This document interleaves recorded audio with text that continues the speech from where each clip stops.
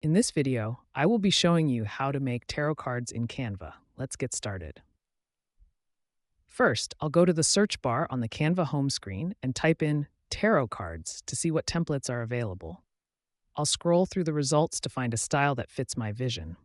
I really like this neutral boho template, so I'll click on it and then select Customize this template to open it in the editor. Once the design loads, I can see the existing layout, but I want to try making some from scratch too. I'll scroll down and click Add Page to get a blank canvas. Now, I'll head over to the Elements tab in the left sidebar and search for Tarot Card. I'll click See All under Graphics to browse through the different illustrations.